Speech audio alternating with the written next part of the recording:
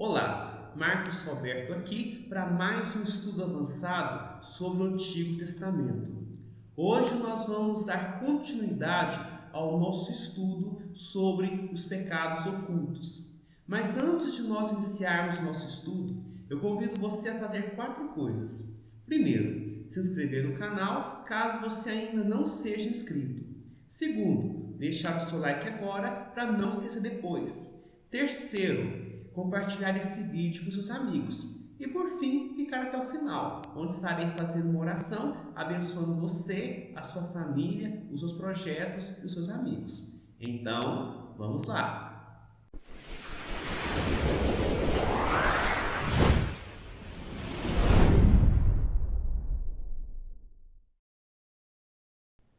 Hoje nós vamos estar estudando sobre a oferta pelos pecados ocultos. Então, nós já estudamos um pouco a respeito sobre os pecados ocultos. Então, os pecados ocultos eram pecados que eram cometidos de uma forma deliberada. Ou seja, o israelita tinha total conhecimento do seu pecado. Ele sabia que estava de fato errando, diferentemente dos pecados por ignorância. Aqui, na questão dos pecados ocultos, nós vemos que o israelita sabia que estava pecando, ele tinha consciência do seu pecado.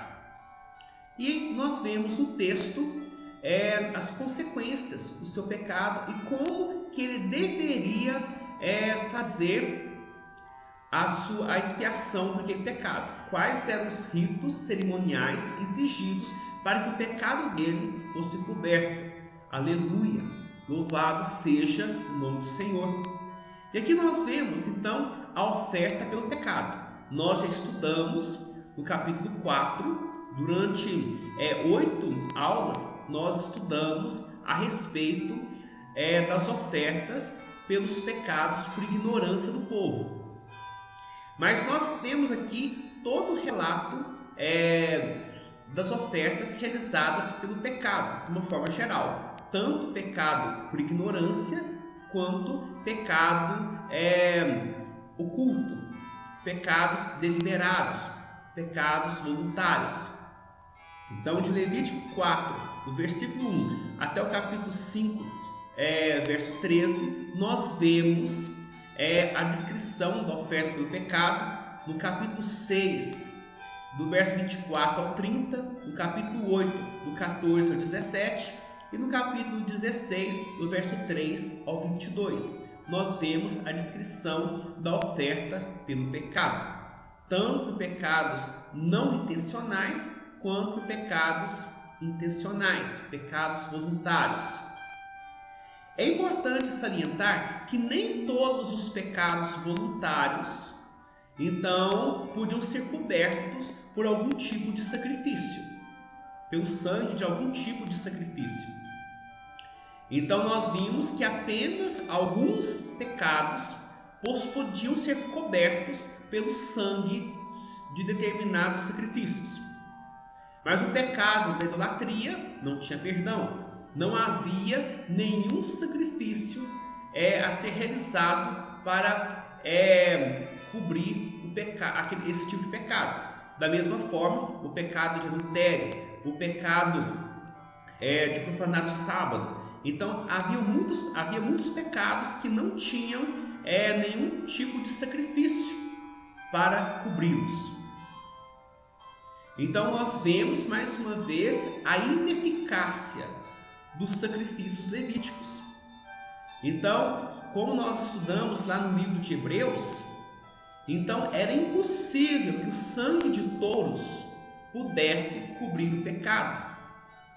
Somente o sangue do nosso Senhor e Salvador Jesus Cristo pode cobrir todo e qualquer pecado. Certa vez, João Batista estava batizando e ele viu a Jesus que vinha para ele e disse: Eis o Cordeiro de Deus que tira o pecado do mundo. Aleluia! Louvado seja o nome do Senhor Jesus. Somente o Senhor Jesus é o Cordeiro de Deus que pode retirar o pecado do mundo. Todos os sacrifícios registrados no livro de Levítico, a lei cerimonial, ela não tinha condições de remover o pecado. Eram apenas figuras que apontavam para o verdadeiro sacrifício, para o sacrifício do nosso Senhor e Salvador Jesus Cristo. Louvado seja o seu nome. Então, na oferta pelo pecado, havia alguns elementos importantes, alguns tipos de animais que poderiam ser oferecidos ou outros tipos de ofertas. Então, eu retirei essas informações de uma nota da Bíblia de Estudo de Genebra, que eu achei bastante conveniente. Então, na oferta do pecado, podia ser oferecido um novilho, bode, cabra, ovelha, 2 rolas ou 2 pombinhos, a 10ª parte de um éfa de flor de farinha. Então, a escolha dependia da situação econômica do ofertante. Esta era a oferta pelo pecado. Então, lembrem que a oferta pelo pecado, o sangue dessa oferta cobria o pecado por ignorância dos sacerdotes, do príncipe, da congregação e do israelita comum. E também, na oferta pelo pecado, nós temos os pecados também voluntários, quando o israelita pecava deliberadamente contra o Senhor.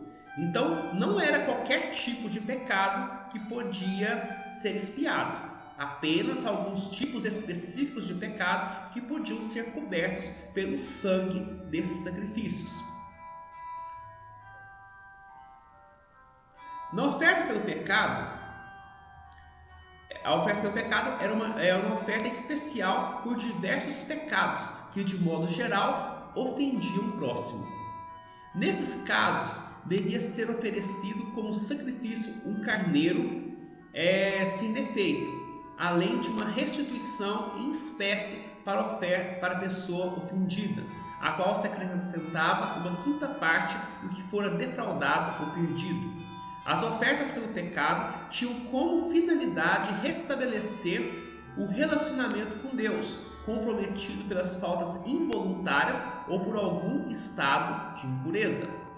Então, observe que a oferta pelo pecado, ela visava restabelecer o relacionamento com Deus que havia sido comprometido por pecados involuntários ou por algum tipo de impureza. Então, nós temos ali o pecado dos sacerdotes, o pecado da congregação, nós temos o pecado do príncipe, nós temos o pecado do israelita qualquer. Então, essa oferta pelo pecado, então, ela envolvia diversos tipos de pecado, que geralmente ofendiam o próximo, ofendiam a Deus primeiramente, mas também ofendiam o próximo. Dependendo do tipo de pecado, Deus exigia uma certa restituição. Então, a pessoa ofendida. Então, isso é algo bastante importante. A oferta pela culpa, ela é apresentada no capítulo 5 do livro de Levítico, do verso 14 até o capítulo 6, verso 7. Também nós vemos no capítulo 7, do verso 1 ao 6, e no capítulo 14, do verso 12, o verso 21. Então, a oferta pela culpa, ela se diferenciava da oferta pelo pecado, porque geralmente era um carneiro sem defeito que era oferecido. Então, em lugar do sacrifício, era permitido oferecer uma soma de dinheiro. Como era a oferta pela culpa? Então, é difícil nós determinarmos com exatidão em que se diferenciava a oferta pelo pecado e a oferta pela culpa. Então, é muito complicado, não é fácil nós determinarmos as diferenças entre a oferta pelo pecado e a oferta pela culpa. É algo difícil de ser contrastado. Então, é difícil encontrar diferenças e limites entre a oferta pelo pecado e a oferta pela culpa. Uma nota distintiva dessa última oferta, a oferta pela culpa, era que a vítima sacrificada devia ser sempre um carneiro. Além disso, se a fraude cometida contra Deus ou contra o próximo podia ser estimada numa quantia em dinheiro, era acrescentada a obrigação de reparar a dívida, restituindo-se a Deus ou a pessoa prejudicada o preço do que havia sido defraudado, acrescido de uma quinta parte. Eu vou falar com mais detalhes a respeito dessa restituição nas nossas próximas aulas. Mas é importante nós observarmos que o nosso pecado, ele causa problemas, tanto para nós quanto para o nosso próximo. Nós somos pecadores e o pecado nos separa de Deus. O pecado, ele estraga, ele prejudica, ele compromete o nosso relacionamento com o Senhor, mas também causa sérias consequências para o nosso próximo, para as pessoas que convivem conosco, inclusive causa problemas em relação para a própria natureza. O apóstolo Paulo, na sua carta aos Romanos, ele diz que a natureza, ela geme, a criação geme por causa do pecado.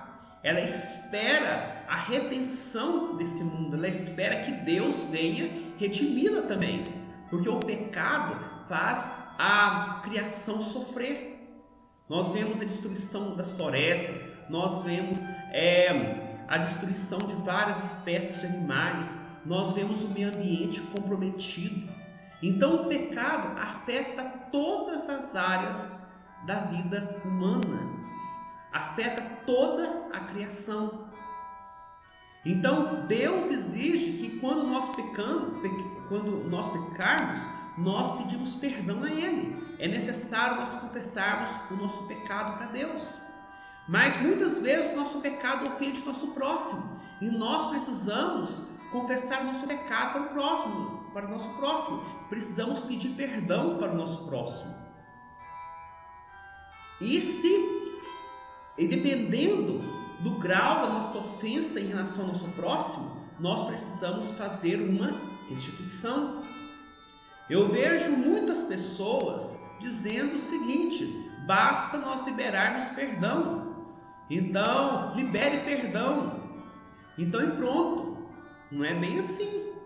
Então, se você ofendeu uma pessoa, se você entristeceu uma pessoa, você deve ir até essa pessoa e pedir perdão. Não basta dizer apenas: eu liberei aquela pessoa, eu perdoei aquela pessoa, eu pedi perdão a Deus e pronto. Não.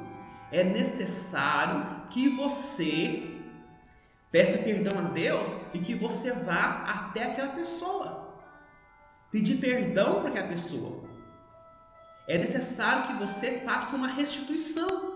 Se você roubou alguma coisa que a pessoa, se você prejudicou financeiramente que a pessoa, é necessário que você devolva o dinheiro, devolva aquilo que você roubou e ainda faça uma restituição. Então aqui no texto nós vemos que determinadas restituições eram feitas acrescentando uma quinta parte daquilo que foi roubado. Então, se você prejudicou uma pessoa, se você roubou uma pessoa, se você lesou a pessoa de alguma forma, Deus exige que, além de você pedir perdão para aquela pessoa, se ela ainda estiver viva, você faça uma restituição. Caso seja alguma coisa, caso a pessoa já tenha falecido, muitas vezes é importante você restituir a família dela. Então, não é só, eu pedi perdão a Deus e pronto, está acabado. Eu roubei uma coisa da pessoa, agora eu vou queimar aquilo que eu roubei e pronto. Não, isso é pecado, isso é errado. Então, nós precisamos nos arrepender dos nossos pecados. Arrependimento não é apenas tristeza pelo seu pecado. Arrependimento é mudança de vida. Arrependimento é você mudar a rota. Se você estava vivendo de uma forma errada, agora você muda a rota. Agora você vai viver de uma forma correta. Então, se você prejudicou a pessoa, vá até essa pessoa, peça perdão para essa pessoa, se essa pessoa ainda estiver viva. se você roubou alguma coisa dela, se você prejudicou aquela pessoa financeiramente, restitua aquilo que você roubou. E além disso, uma quinta parte, ou até mais. No Novo Testamento nós vemos esse princípio bem claro. Zaqueu era um cobrador de impostos e provavelmente deveria ter lucrado muito, explorando as pessoas. Então, muitas vezes, talvez, ele tomou mais do que o imposto exigido pelos romanos. E quando ele tem um encontro com Jesus, ele diz: Senhor, se eu tiver, hoje eu resolvo no meu coração dividir a metade dos meus bens com os pobres. E se eu defraudei alguma pessoa, eu vou restituir essa pessoa 4 vezes. Ou seja, Zaqueu agiu de uma forma superior ao ensino da lei. Muitas pessoas dizem: a lei acabou, então nós não precisamos mais seguir a lei. Lê do engano. O Novo Testamento não anula a lei. Jesus ele disse: eu não vim para revogar a lei e os profetas, eu vim para cumprir. Jesus cumpriu a lei cerimonial. Os sacrifícios levíticos foram abolidos. Por quê? Jesus cumpriu a lei cerimonial. Nós vimos que o holocausto apontava para Jesus. Nós vimos que a oferta de manjares apontava para Jesus. Que os sacrifícios por pecados por ignorância, por pecados pela culpa e muitos outros tipos de pecado, de muitos outros tipos de sacrifícios, apontavam para Jesus. As festas judaicas apontavam para Jesus. Então, quando Jesus veio, ele cumpriu a lei cerimonial. Por isso que no nosso culto nós não precisamos ter elementos judaicos. Então, no nosso culto, nós não precisamos ter shofar, nós não precisamos ter arca da aliança, nós não precisamos levantar o tabernáculo dentro da nossa igreja, porque Cristo cumpriu a lei cerimonial. Aleluia! Louvado seja o nome de Jesus. Mas a lei moral de Deus, ela é eterna. Nós vemos Jesus confirmando a lei através dos seus ensinos, através do Sermão da Montanha. Nós vemos Jesus ensinando o amor ao próximo, resumindo os 10 mandamentos em amar ao Senhor nosso Deus acima de todas as coisas e ao nosso próximo como a nós mesmos. Então, se você ama a Deus acima de todas as coisas, você não vai adorar ídolos. Então, você não vai construir imagens de escultura. Você não vai tomar o nome de Deus em vão. Você não vai profanar o dia do Senhor. Ou seja, você vai cumprir os 4 mandamentos relacionados a Deus. Mas também, se você ama o próximo como você mesmo, então você não vai desonrar o seu pai, você não vai desonrar a sua mãe, você vai honrar os seus pais, você não vai matar, você não vai adulterar, você não vai furtar, você não vai dizer falso testemunho, você não vai cobiçar aquilo que é do outro. Ou seja, Jesus não anulou a lei. Tem muitas pessoas que dizem: nós não precisamos mais seguir a lei acabou. De maneira alguma.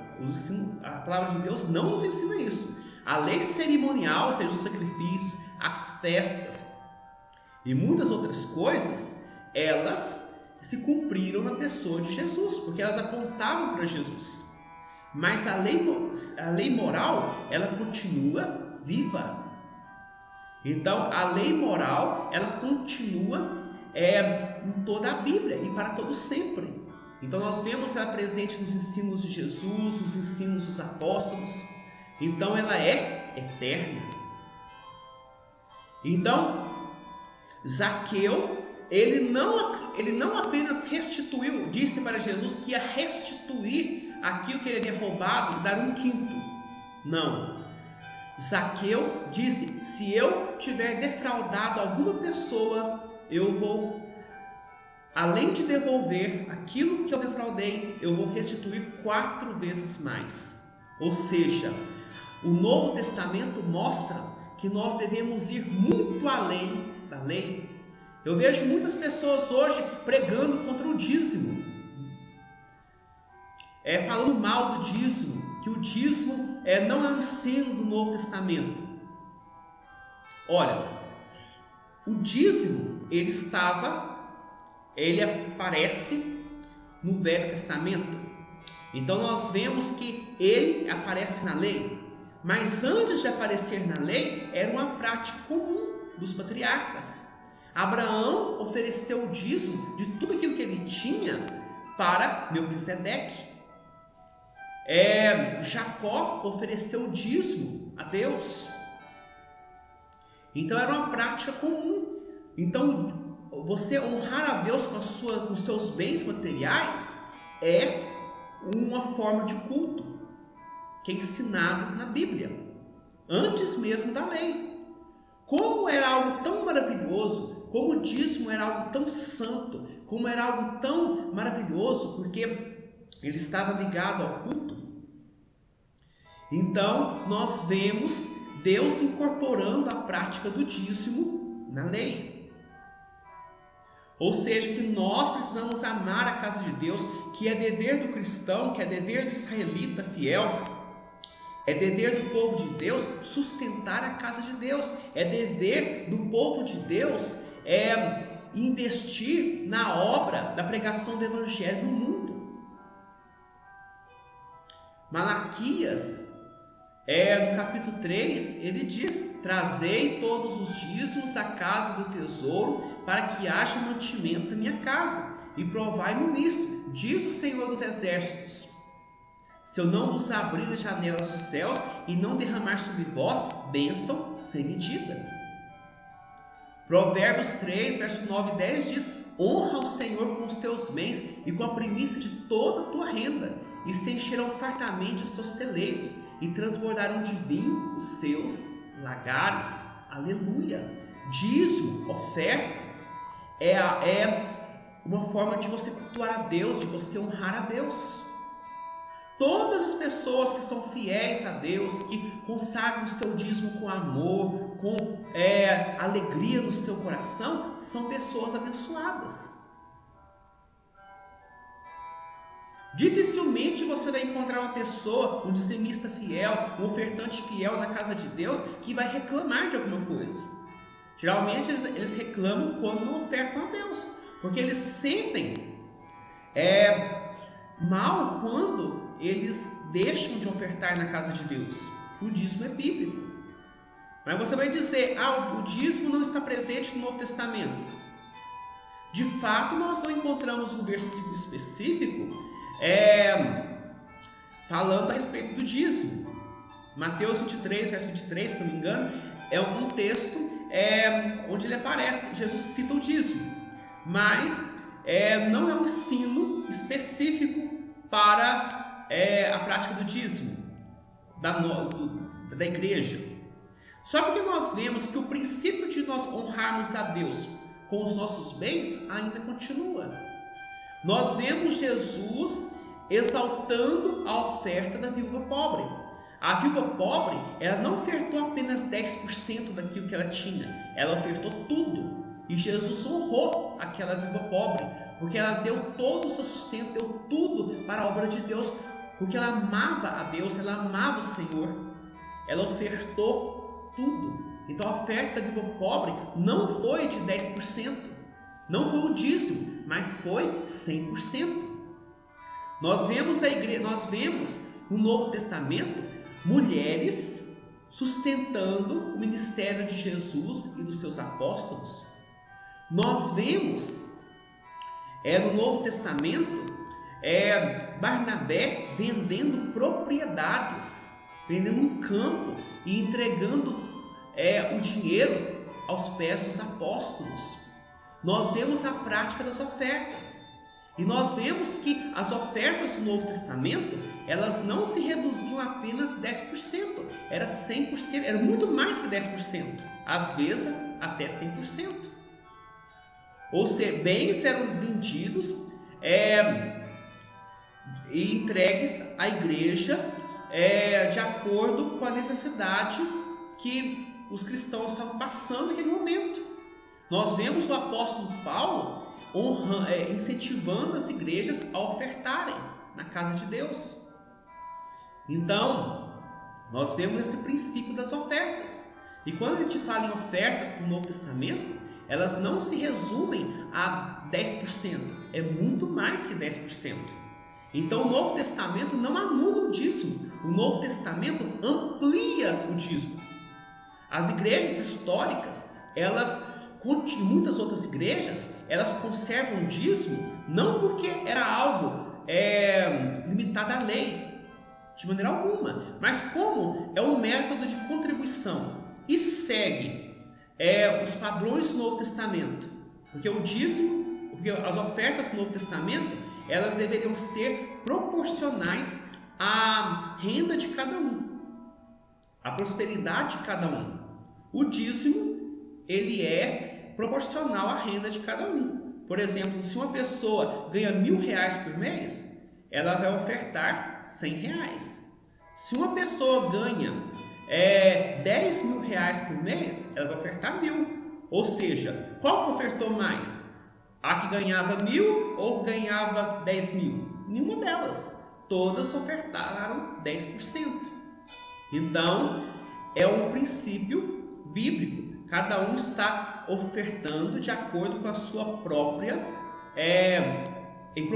proporcional à sua prosperidade. As ofertas do Novo Testamento, elas eram contínuas, regulares. Nós vemos no primeiro dia da semana, as ofertas eram recolhidas. Nós vemos isso no Novo Testamento. Você pode pesquisar lá nas cartas de Paulo. Então, no primeiro dia da semana era feita a coleta das ofertas. O dízimo também era regular. Então, e deveria ser feito com alegria. Ou seja, as ofertas deveriam ser apresentadas a Deus com alegria. Então, não por obrigação, nem com peso, mas com alegria. O apóstolo Paulo fala: cada um contribua segundo o que estiver proposto no seu coração, não com tristeza, mas com alegria, porque Deus ama a quem dá com alegria. Então nós vemos o princípio de nós honrarmos a Deus com os nossos bens, de nós sustentarmos a casa de Deus, presente tanto no Novo Testamento como no Velho Testamento. Só que as igrejas históricas,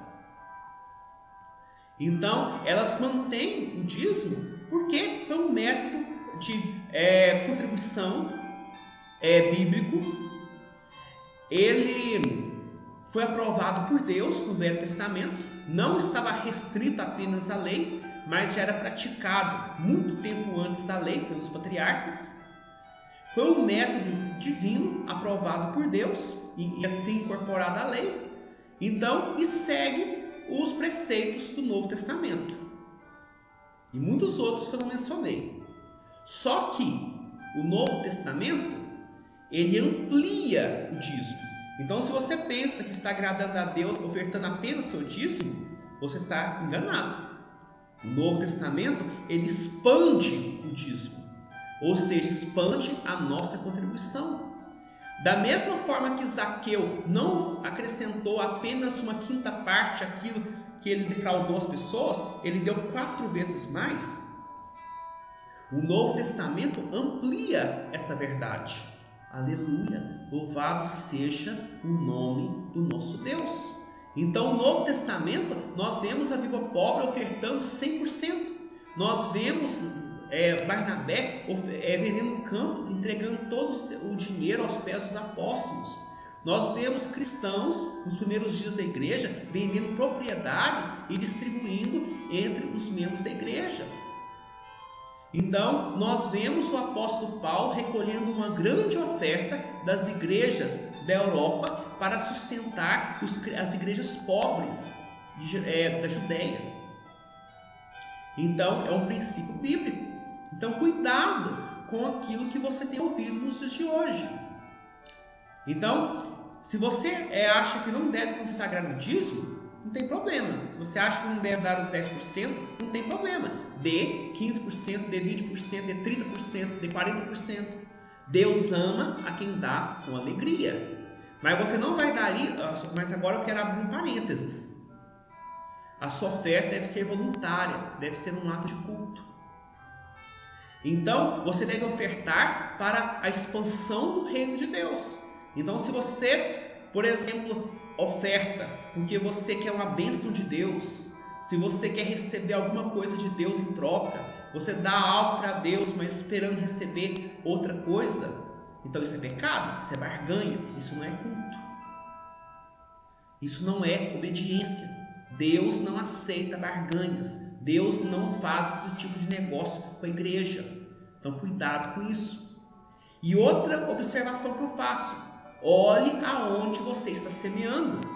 Muitas vezes você está ofertando, entregando as suas ofertas numa igreja corrupta, entregando para líderes que não estão fazendo a obra de Deus, para igrejas, para ministérios que estão roubando as igrejas, que estão saqueando as igrejas. Então, cuidado. Será que a sua oferta está sendo empregada na expansão do reino de Deus? Ou você está dando ofertas para enriquecer lobos que travestidos em ovelhas? Lobos vestidos de peles de ovelhas. Então, cuidado. Se você está ofertando, entregando a sua oferta, o seu dízimo ou bens a uma igreja, e aquela denominação está roubando os seus bens, não está investindo no reino de Deus, não está auxiliando as pessoas que estão precisando, então tome cuidado, vá para um outro lugar, pare de ficar sustentando e alimentando falsos profetas. E existem pessoas que são líderes religiosos apenas para extorquir dinheiro das ovelhas da igreja. Isso é pecado. Então pare de enriquecer esses falsos profetas. Invista em ministérios que de fato estão fazendo a obra de Deus, e não naqueles que querem apenas se enriquecer. Então tome cuidado com isso. Mas por que eu estou falando tudo isso? Para mostrar que o Novo Testamento ele não anula o Velho Testamento. O Novo Testamento, como Santo Agostinho diz, ele está no estado embrionário, ele estava no estado embrionário do Velho Testamento. Jesus não anulou o Velho Testamento, Jesus confirmou o Velho Testamento. Então é claro que a lei cerimonial ela se cumpriu na pessoa de Jesus. Por isso nós não precisamos mais oferecer sacrifícios, nós não mais precisamos derramar sangue de animais, nós não precisamos comemorar a festa da Páscoa, a festa dos tabernáculos, dos Pentecostes. E muitas igrejas, principalmente as igrejas históricas, elas comemoram a Páscoa, mas no sentido de pregar sobre a ressurreição de Jesus.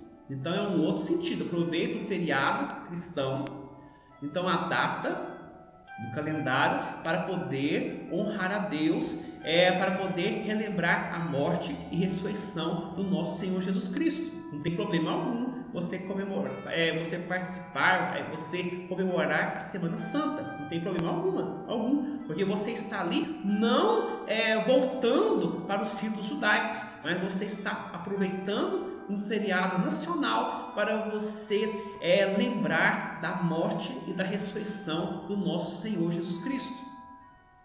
Mas o que eu quero dizer é que nós não mais temos esse tipo de atividade nos dias de hoje. Nós não precisamos, por exemplo, comemorar, por exemplo, feriados judaicos como o Israel anterior, o Israel antigo fazia. Porque a lei cerimonial se cumpriu na pessoa do nosso Senhor Jesus Cristo.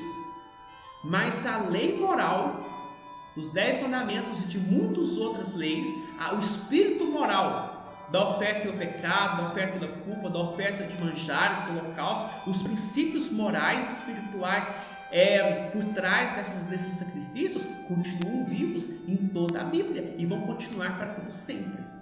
Amém? Então tome cuidado com isso. Então o Novo Testamento não anula o Velho Testamento. O Velho Testamento, nas palavras de Agostinho, se torna patente a partir do Novo Testamento. Aleluia! Louvado seja o nome do nosso Senhor Jesus Cristo. Então, voltando para o nosso texto de Levítico, capítulo 5, verso 1 diz: quando alguém pecar nisto, tendo ouvido a voz da imprecação, sendo testemunha de um fato, por ter visto ou sabido, e contudo não revelar, levará a sua iniquidade.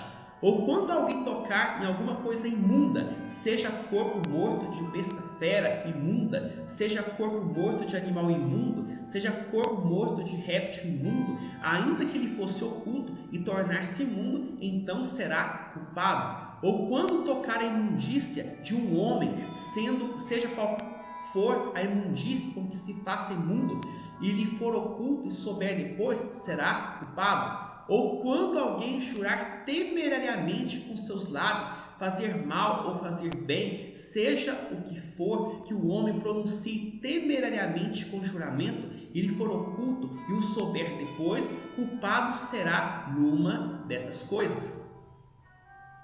Será, pois, que sendo culpado numa dessas coisas, confessará aquilo que pecou. Com a sua oferta pela culpa, pelo pecado que cometeu, trará ele ao Senhor do gado miúdo uma cordeira ou uma cabrita, como oferta pelo pecado. Assim, o sacerdote por ele fará expiação do seu pecado. Aleluia! Louvado seja o nome do Senhor. Na aula passada, nós estudamos o que acontecia quando alguém era testemunha de um fato e não o revelava. Então, no caso de Acã sabia de algo, ele havia pecado de uma forma deliberada, ele sabia que era errado, ele roubou 200 ciclos de prata, uma barra de ouro e uma capa babilônica. Ele sabia que não poderia fazer aquilo, mas mesmo assim ele pecou, ele roubou aquilo e escondeu na sua tenda. E nós vimos que ele, além de ter feito isso, ele se calou. Quando Deus, através de Josué, chamou toda a congregação e disse que alguém tinha pecado, tinha roubado, colocado a mão nas coisas condenadas, que Deus havia proibido, ele ouviu aquilo ali. Ele e a família dele ficaram calados. É claro que como o pecado deles era algo grave, o pecado de Acã e sua família era grave, porque Deus havia amaldiçoado, condenado aqueles que tocassem nas coisas proibidas. Então é claro que não houve nenhum tipo de sacrifício que poderia, cujo sangue cobrir esse tipo de pecado. Mas se fosse uma coisa menos séria, então bastava aquela pessoa confessar o seu pecado e oferecer o sacrifício específico. Mas no caso de Acã, como o pecado dele era muito grave, ele ficou sabendo daquilo ali, ele sabia, mas como ele fez algo digno de morte, então não houve nenhum tipo de sacrifício que pudesse, cujo sangue pudesse cobrir o pecado dele, de sua família. Então, a primeira questão é justamente essa: quando alguém pecar nisto, tendo ouvido a voz da imprecação, sendo testemunha de um fato, por ter visto ou sabido, e contudo não revelar, levará a sua iniquidade. Então, se a pessoa ouviu a voz da imprecação, foi testemunho de um fato, sabe de alguma coisa, o líder da congregação disse: olha, se alguém souber, fale. E a pessoa sabe e não fala. Então, se a pessoa não revelasse, se ela escondesse aquela informação, ela levaria a sua iniquidade. Na aula passada, nós vimos o exemplo de Acã. Hoje eu quero dar um outro exemplo. Eu quero dar o exemplo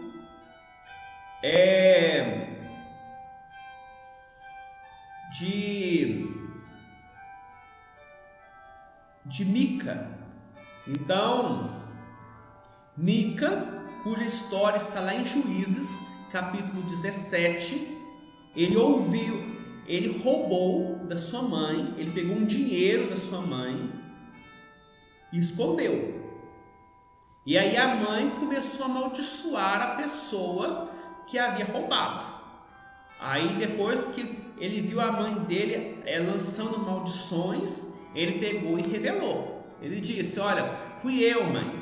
Fui eu que roubei aquele dinheiro que a senhora estava lançando maldições. Fui eu que roubei. Então nós temos um exemplo tolo, mas que se enquadra nessa questão. Um exemplo tosco que se enquadra nessa situação.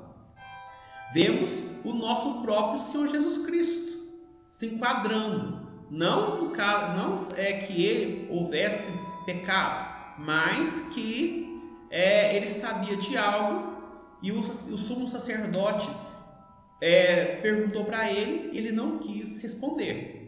Então aí o sumo sacerdote teve que fazer uma imprecação e aí Jesus confessou. Olha o que diz Mateus 26, 57 a 67. E os que prenderam Jesus o levaram à casa de Caifás, o sumo sacerdote, onde se haviam reunido os escribas e os anciãos. Mas Pedro seguia de longe até o pátio do sumo sacerdote, e tendo entrado, assentou-se entre os servidores para ver o fim. Ora, os principais sacerdotes e todo o sinédrio procuravam um testemunho falso contra Jesus, a fim de condenarem à morte, e não o acharam, apesar de se terem apresentado muitas testemunhas falsas. Mas afinal compareceram duas, afirmando: esse disse: posso destruir o santuário de Deus e reedificá-lo em 3 dias. E levantando-se o sumo sacerdote, perguntou a Jesus: nada respondes ao que estes depõem contra ti? Jesus, porém, guardou silêncio. E o sumo sacerdote lhe disse: eu te conjuro pelo Deus vivo que nos digas se tu és o Cristo, o Filho de Deus. Respondeu-lhe Jesus: tu disseste. Entretanto, eu vos declaro que desde agora vereis o Filho do Homem assentado à direita do Todo-Poderoso e vindo sobre as nuvens do céu. Então o sumo sacerdote rasgou suas vestes, dizendo: blasfemou. Que necessidade mais temos de testemunhas? Eis que ouvistes agora a blasfêmia. Que vos parece? Responderam eles: é réu de morte. Então uns cuspiram-lhe no rosto e lhe davam murros, e outros o esbofeteavam, dizendo: profetiza-nos, ó Cristo, quem é que te bateu? Então nós vemos Jesus ali sendo preso injustamente. E aí os sacerdotes, eles encontraram falsas testemunhas. Eles arrumaram muitas testemunhas falsas para falarem mal de Jesus. E Jesus não se defendia. Jesus não falava nada. Então as pessoas estavam ali blasfemando, mentindo, e Jesus ficava em silêncio. Olha o verso 63. Jesus, porém, guardou silêncio. Aí o sumo sacerdote chegou a um ponto que ele disse: eu te conjuro pelo Deus vivo que nos diga se tu és o Cristo, o Filho de Deus. Então o sumo sacerdote, ele fez uma imprecação. Ele falou: eu te conjuro pelo Deus vivo, se você é o Cristo, Filho de Deus, então fale. Ou seja, então Jesus sabia de algo e não queria e guardou silêncio. Mas na hora que o sumo sacerdote fez a imprecação, Jesus confessou: tu disseste, entretanto eu vos declaro que desde agora vereis o Filho do Homem assentado à direita do Todo-Poderoso e vindo sobre as nuvens do céu. Aleluia, louvado seja o nome do Senhor. Se Jesus não tivesse respondido, ele teria pecado. Mas como ele sabia do texto de Levítico capítulo 5, ele respondeu. Então ele estava em silêncio até aquele momento. Mas aí quando o sumo sacerdote fez uma imprecação, aí ele sabia que ele era o Filho de Deus. Então ele sabia de alguma coisa que as outras pessoas apenas suspeitavam. O que Jesus disse? Ele confessou. Jesus confessou para todos que ele era o Filho do homem, o Filho do Deus vivo. Aleluia! Louvado seja o nome do Senhor. Como Cristo cumpriu nos mínimos detalhes toda a lei cerimonial. Como Jesus não pecou em nenhum ponto. Aleluia! Louvado seja o nome do nosso Senhor e Salvador Jesus Cristo. Santo, santo, santo é o Senhor Deus Todo-Poderoso. Bendito seja o nome de Jesus. Mas nós vemos que inicialmente uma oferta pelo pecado oculto era oferecido se uma pessoa, tendo ouvido a voz da imprecação, verso 1, sendo testemunha de um fato por ter visto ou sabido e contudo não revelar, ele levaria a sua iniquidade. Jesus ouviu a voz da imprecação por boca do sumo sacerdote. Jesus sabia que ele era Deus. Jesus sabia que era o Cristo. Quando ele ouviu a voz do sumo sacerdote, ouviu a voz da imprecação, ele revelou que era o Cristo. Ele confessou. Ou seja, Cristo sabia muito bem desse versículo. E Jesus cumpriu a lei. Aleluia! Louvado seja o nome do nosso Senhor e Salvador Jesus Cristo. No verso 2, nós vemos um outro aspecto que também exigia uma oferta pelo pecado. Ou quando alguém tocar em alguma coisa imunda, seja corpo morto de besta fera imunda, seja corpo morto de animal imundo, seja corpo morto de réptil imundo, ainda que ele fosse oculto e tornar-se imundo, então será culpado. Ou quando tocar a imundícia de um homem, seja qual for a imundície com que se faça imundo, e lhe for oculto e o souber depois, será culpado. Aqui nós vemos detalhes específicos da lei levítica, que se encontram lá no capítulo 11, 12, 13, 14, 15 e 16 do livro de Levítico. Então, nós vamos estar estudando futuramente de uma forma mais detalhada. Então, o pecado de se tocar em algum animal imundo, no corpo de um animal morto, tocar na imundície de um homem, ou na imundície de uma mulher. Então, nós vamos estar estudando mais detalhadamente. Mas era algo que era oculto. Então, a pessoa podia tocar no corpo de um animal morto e ninguém fica sabendo. E ele poderia esconder o seu pecado. Então, era um pecado que a pessoa poderia cometer e esconder. Ninguém poderia ficar sabendo aquilo ali.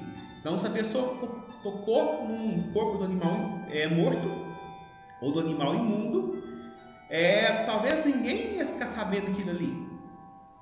Então, mas ele sabia, e Deus também sabia. Deus conhece o seu coração, Deus conhece o seu pecado. Não adianta esconder o seu pecado. Um dia o seu pecado vai te encontrar. Isso é ensino bíblico. Por mais que demore, um dia o seu pecado vai ser descoberto. Um dia o seu pecado vai te encontrar. Nós vemos aqui o exemplo de Sansão. Sansão, num certo momento da vida dele, da juventude dele, foi atacado por um leão e ele pegou e matou o leão. Ele rasgou o leão ao meio. Aí, alguns dias depois, ele estava passando perto do cadáver do leão que ele havia matado e ele encontrou ali mel, viu abelhas. Então ele encontrou mel ali. Talvez as abelhas ali fizeram uma colmeia ali e tinha mel. O que Sansão fez? Sansão foi lá. Sansão pegou o mel que havia no corpo do animal que ele havia matado. Então ele pegou o mel que estava ali no cadáver daquele animal. Ele tocou numa coisa imunda, era pecado. E muitas vezes o pecado nos parece tão doce quanto o mel. Muitas vezes, como no caso de Sansão, o pecado pode ser doce, delicioso, gostoso. Sansão sabia que não podia tocar naquele animal, mesmo se ele fosse um israelita comum, ele não poderia tocar no corpo de um cadáver de um animal. No caso dele, muito mais, porque desde o nascimento os pais dele fizeram um voto, ou seja, ele tinha sobre a cabeça dele o voto do nazareado, ou seja, durante a vida dele ele nunca poderia tocar algum corpo morto. Era um voto para a vida toda, no caso de Sansão. Mas Sansão viu ali o mel, desejou aquele mel e tomou aquele mel. Lembra do ciclo do pecado? Primeiro ver, depois cobiçar e depois tomar. Antes a pessoa cometeu adultério, então primeiro ela vê uma pessoa desejável. Segundo, ela cobiça, ela deseja aquela pessoa para si. E terceiro, ela pratica o ato. Então, ciclo do pecado: ver, cobiçar e tomar. Eva, Gênesis 3, verso 6: vendo a mulher que a árvore era boa para se comer e agradável aos olhos, e a árvore desejável para se dar entendimento, tomou o fruto e comeu, e também deu ao marido, e ele comeu. Então, o ciclo do pecado: ver, cobiçar e tomar. Então, Sansão pecou contra Deus. Ninguém ficou sabendo. Certa vez, Sansão pegou o mel que estava ali no cadáver do animal, o mel contaminado, cerimonialmente impuro, e deu para o seu pai e para a sua mãe comerem. O seu pai e sua mãe não sabiam que aquele mel havia sido retirado do cadáver, do animal morto, do leão. Não sabiam. Ele não contou para ninguém. Então ele se tornou culpado. Era um pecado oculto que mais na frente custou a sua própria vida, custou o seu próprio ministério. Então tome cuidado com os pecados ocultos. Aqui nós vemos também imundícies de um homem, pecados relacionados a pessoa tocar, por exemplo, em sêmen, no sangue de uma mulher menstruada, e em outros casos. Então, naquela época, era proibido pela lei cerimonial. Nós vamos estar estudando com mais detalhes nos próximos capítulos, principalmente nos capítulos 15, no capítulo 12, no capítulo 15. Nós vamos estar estudando com mais detalhes essa questão. E tocar corpos de animais imundos, nós vamos estar estudando no capítulo 11, no livro de Levítico. Mas eram pecados que a pessoa poderia cometer e ninguém fica sabendo. A pessoa poderia tocar, por exemplo, no sêmen de um homem, por exemplo, ou numa veste suja de sêmen, ou no sangue da mulher, por exemplo, menstruada, ter relações sexuais com a mulher menstruada, e ninguém fica sabendo daquilo ali. Então, não vou entrar em detalhes sobre essa questão, porque futuramente nós vamos estar estudando. Mas eram coisas ocultas, mas que tornavam a pessoa cerimonialmente impura aos olhos de Deus. Era um pecado oculto que impedia que aquela pessoa tivesse comunhão com Deus. Então, hoje também existem, não esses mesmos tipos de pecados, mas existem outros pecados ocultos que podem impedir o seu relacionamento com Deus, que podem comprometer a sua vida com Deus. Talvez ninguém sabe que você está cometendo aquele determinado pecado, mas o Senhor sabe, Deus vê todas as coisas. Então aqui nós estamos estudando pecados voluntários, pecados que eram cometidos deliberadamente. Ou seja, a pessoa sabia que era pecado e ainda assim insistia na prática do mal. E por fim, nós vamos ver um terceiro aspecto, ou seja, um terceiro tipo de pecado que exigia uma oferta, um sacrifício específico. Ou quando alguém jurar temerariamente com seus lábios fazer mal, fazer bem, seja o que for que o homem pronuncie temerariamente com o juramento, e lhe for oculto e o souber depois, culpado será numa dessas coisas. Na nossa próxima aula, para esse vídeo não ficar muito longo, nós vamos estar estudando esse terceiro aspecto, que exigia um sacrifício pelo pecado oculto. Então, no nosso próximo estudo, nós estaremos vendo esse terceiro aspecto. Mas independente de qual tipo de pecado oculto que um israelita poderia praticar, o verso 5 diz: será, pois, que sendo culpado de uma dessas coisas, confessará aquilo em que pecou.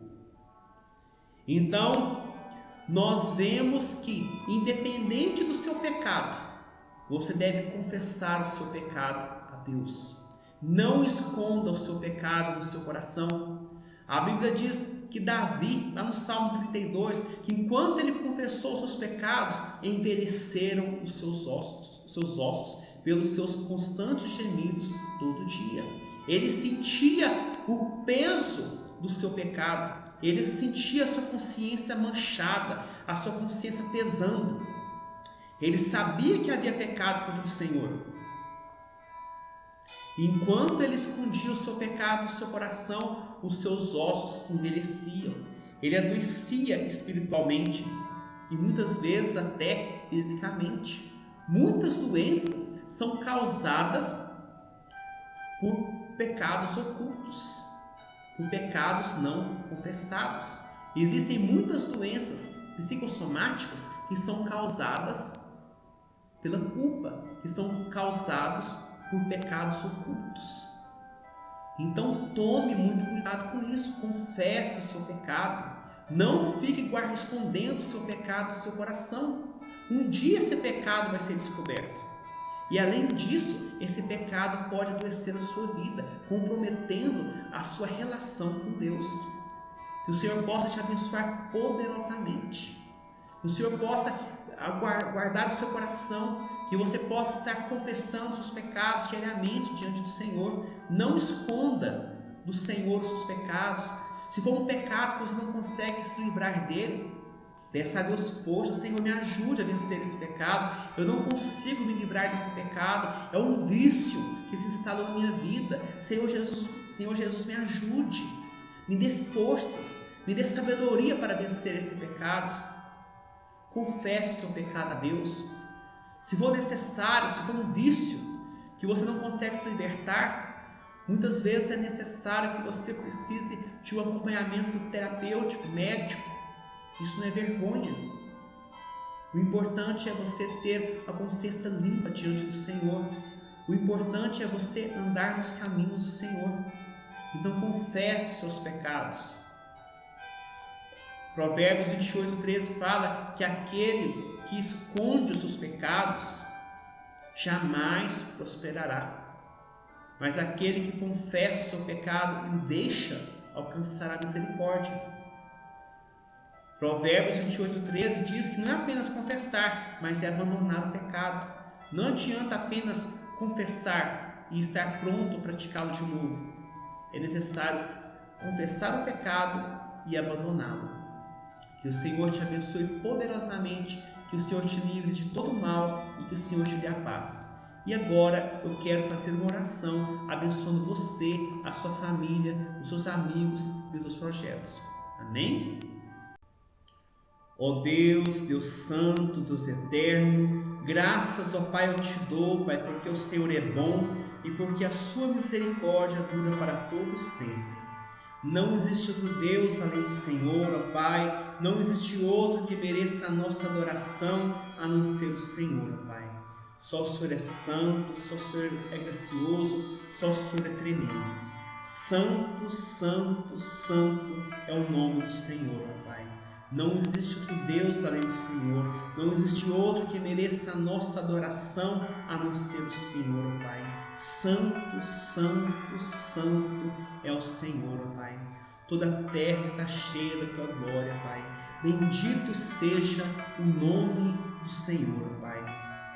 Ó Deus, eu te louvo por esse estudo maravilhoso, Pai, onde nós vimos, ó Pai, a necessidade de nós confessarmos os nossos pecados, ó Pai. Mesmo, ó Deus, que os nossos pecados sejam ocultos, ó Pai, que ninguém fique sabendo deles, ó Pai. O nosso pecado, ó Deus, compromete o nosso relacionamento com o Senhor. O nosso pecado nos afasta de Ti, Pai, e nós somos culpados. Ó meu Deus, ajude-nos, ó Deus, a confessar os nossos pecados ocultos. Perdoe os nossos pecados, ó Pai, em nome de Jesus. A Tua palavra diz que Davi, enquanto calou os seus pecados, envelheceram os seus ossos pelos seus constantes gemidos todo dia. A Tua palavra diz, ó Deus, em Provérbios 28, verso 13, que o que encobre as suas iniquidades, o que encobre a sua transgressão, o que encobre os seus pecados, jamais prosperará, mas aquele que os confessa e os deixa, alcançará misericórdia.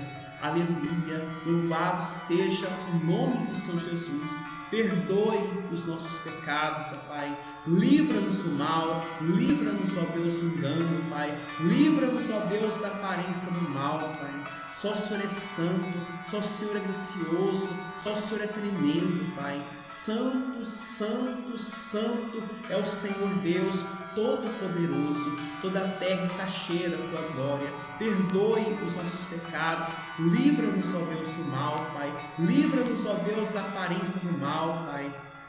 Livra-nos, ó Deus, da concupiscência da carne, da concupiscência dos olhos e da soberba da vida. Livra-nos, ó Deus, do mal. Dê-nos um coração humilde, Pai, um coração cheio de fé. Livra-nos do mal, Pai, em nome de Jesus. E agora, Senhor Jesus, eu quero apresentar diante do Senhor esse Teu filho e essa Tua filha que comigo estão fazendo esta oração, Pai. Eu não os conheço, Pai, mas o Senhor os conhece, Pai. Vá ao encontro de cada um deles, Pai. Ó, meu Deus, supra todas as suas necessidades, ó Pai.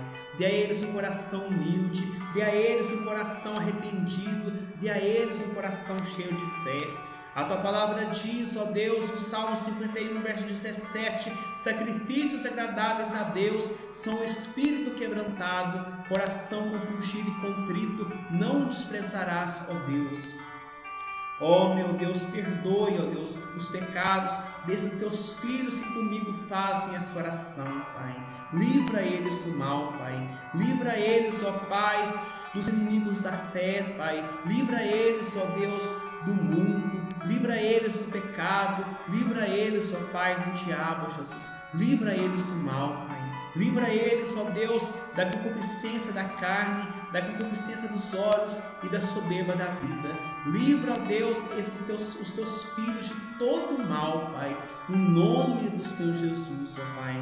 Eu creio na Tua palavra, Pai, em 1 João 3, verso 8, que fala que aquele que pratica o pecado procede do diabo, porque o diabo vive pecando desde o princípio. Para isso se manifestou o Filho de Deus, para destruir as obras do diabo.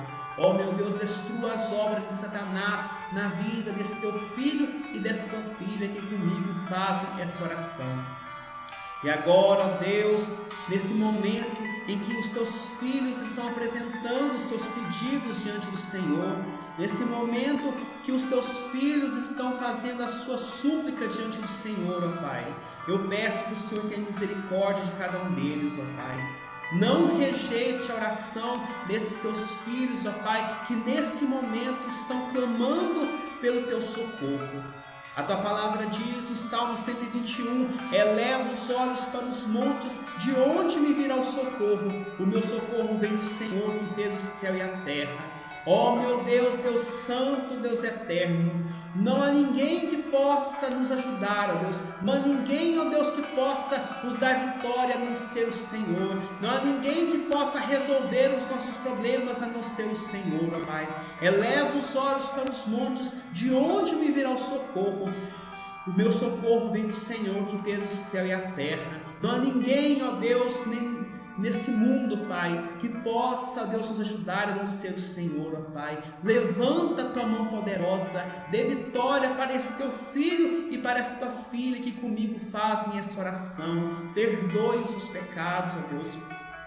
Dê a eles sabedoria para resolver os desafios, ó Pai, que têm se levantado diante deles, ó Pai. Dê a eles forças, ó Pai, para enfrentar os gigantes, ó Pai, que têm se apresentado diante deles, Pai. Livra, ó Deus, esse teu filho e essa tua filha do mal, Pai. Aqueles que estão enfrentando problemas de saúde, aqueles que estão enfrentando problemas familiares, problemas de relacionamento com os filhos, com o cônjuge, com o marido, com a esposa, eu não sei, o Senhor sabe. Oh, meu Deus, aqueles que têm problemas na justiça, aqueles que têm problemas, ó Pai, financeiros, ó Pai, aqueles, ó Pai, que foram desenganados pelos médicos, eu não sei, ó Deus, o que esse teu filho, essa tua filha estão buscando no Senhor nesse momento, mas o Senhor sabe. Levanta a tua mão poderosa nesse momento e dê vitória para esse teu filho e para essa tua filha, e comigo fazem essa oração. Livra eles, ó Pai, do terror noturno, livra eles, ó Deus, da seta que voa de dia, da peste que se propaga nas trevas e da mortandade que assola o dia. Livra, ó Deus, os teus filhos do mal, Pai, no nome de Jesus. Que nenhuma má notícia venha chegar nas suas casas, que na casa deles, ó Pai, possa haver prosperidade e riqueza, Pai, que a bênção do Senhor possa estar, ó Deus, na casa deles, que eles possam ter prazer, ó Deus, em ler a tua palavra, em estudar as escrituras, em fazer as suas orações, em buscar servir o Senhor com alegria. Livra os teus filhos do mal, livra os teus filhos dos falsos profetas, ó Pai, que têm roubado, ó Deus, as igrejas. Livra os teus filhos dos maus ensinos, ó Pai, livra os teus filhos do mal, Pai. Desfaça as obras do maligno na vida dos teus filhos que nesse momento estão fazendo comigo esta oração, Pai. Livra eles do mal, alegra o coração daqueles que estão tristes, ó Pai, cura aqueles que estão enfermos. Ó meu Deus, ouça a nossa oração. Eu creio na tua palavra no Salmo 66, verso 20, que diz: bendito seja Deus que não me rejeita a oração, nem aparta de mim a sua graça. Bendito seja Deus que não tem rejeitado as nossas orações, nem apartado de nós a tua graça. Bendito seja o nome do Senhor. Livra-nos do mal, pois essa oração que eu faço em nome de Jesus. Amém, amém e graças a Deus. Que o Senhor possa te abençoar poderosamente, que o Senhor te livre de todo o mal e que o Senhor te dê a paz. Eu vejo você no nosso próximo encontro, se o Senhor assim for servido. Um grande abraço e fique com Deus.